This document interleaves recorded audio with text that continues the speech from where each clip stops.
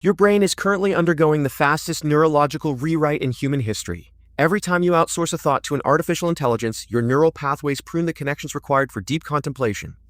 You believe you are simply saving time.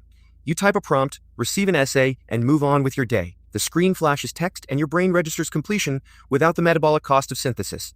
You are outsourcing your cognition, layer by layer, to a server farm in the desert. However, the mainstream narrative insists this is purely an evolution of the calculator. Tech CEOs promise you will become a superhuman director of digital laborers. You are told AI is merely a bicycle for the mind, reducing friction between conception and execution. Millions of users log in daily to draft emails, summarize meetings, and generate code. The prevailing theory suggests human intellect remains the undisputed architect, while the machine handles the mundane bricklaying. Educational institutions draft policies treating these models as advanced encyclopedias. You read the headlines claiming AI democratizes creativity, leveling the playing field for anyone with— Except a calculator does not speak back in complete persuasive syntax. Studies in neuroplasticity demonstrate that linguistic formulation is intrinsically tied to structural reasoning. When you stop structuring sentences, you stop structuring logic. You are no longer the architect, you are the editor of an alien cognition. Researchers at the University of Pennsylvania observed decreased analytical retention in students relying heavily on text generators. The models do not just retrieve information, they synthesize it, stealing the exact cognitive friction required to encode long-term memories. You are trading permanent neurological architecture for temporary digital convenience. Yet the structural damage extends far beyond memory retention. LLMs operate entirely on probabilistic token prediction,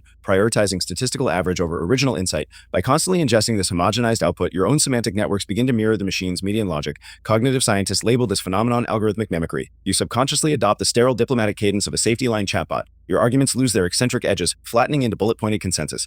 When millions of minds simultaneously synchronize to the same predictive weights, cultural variance collapses. You are participating in a massive psychological homogenization experiment. The dopamine rush of an instant answer chemically— Still, the true danger lies in the illusion of agency. You prompt the machine, creating a false sensation of authorship. The AI generates the framework, the counter-arguments, and the conclusions, while your brain merely approves the aesthetic presentation. Neurological scans reveal the brain's reward centers activate identically whether you solve the problem or the machine solved it. You are experiencing the biochemical satisfaction of genius without the metabolic labor.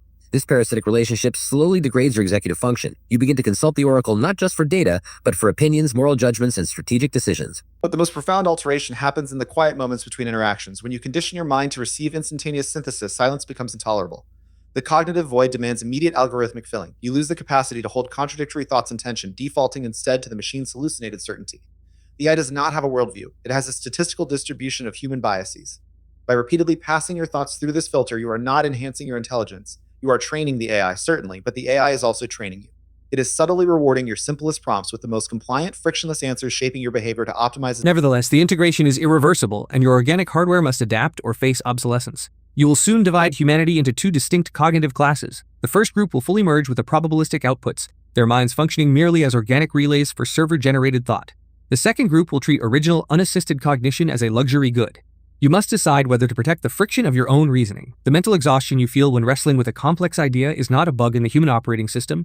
That exhaustion is the physical sensation of your consciousness expand. Yet this divergence offers no easy salvation. You cannot simply unplug, because the entirety of the modern economy now demands the velocity of the machine. You are forced to navigate a reality where authentic thought is computationally uncompetitive. The ultimate cost of the artificial mind is not the destruction of human intelligence, but its quiet, invisible replacement. You did not create a machine to do your thinking. You built a ghost that convinced you it was your own mind.